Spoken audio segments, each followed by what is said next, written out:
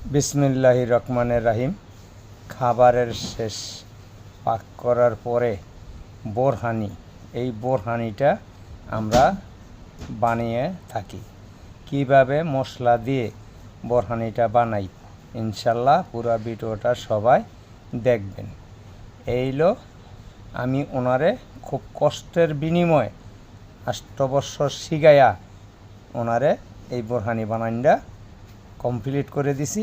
এখন উনি ইনশাল্লাহ খুবই সুন্দর করে বোরহানি বানাইতে পারে, আমার থেকেও ভালো বানাইতে পারে।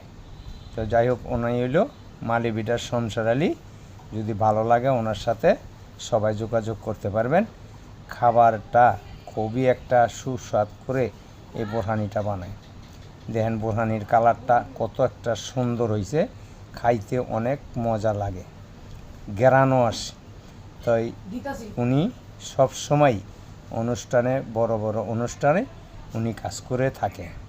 তো যাই হোক, সবাই এই ভিডিওটা দেখবেন।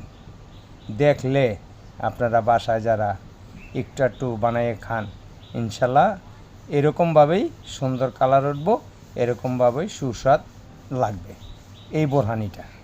এটার নাম হয় বোরহানি। তো যাই হোক, এইভাবে যদি উপরের থেকে কয়েকবার এই বোরহানিটা বানানোর সাথে এই বাড়ি মারেন তাহলে সুন্দর একটা ঘ্রাণ আসবে।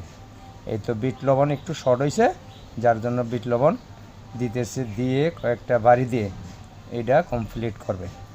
মোটামুটি সবই ঠিক আছে। এখন এটা দেওয়ার পরে তারপরে বরফ, এই বরফটা না দিলে বোরহানি স্বাদ হবে না। ঠান্ডা হইতে হইব, তারপরে বোরহানি স্বাদ হইব। যাই হোক, যদি ভালো লাগে সাবস্ক্রাইব করবেন, আমার পাশে থাকবেন, ভালোবাসা দিবেন। ভাই, ভালোবাসার কাঙ্গালি আমি। তো যাই হোক, সবাই ভালো থাকেন, সুস্থ থাকেন। আসসালামু আলাইকুম ওয়া রাহমাতুল্লাহি ওয়া বারাকাতুহু।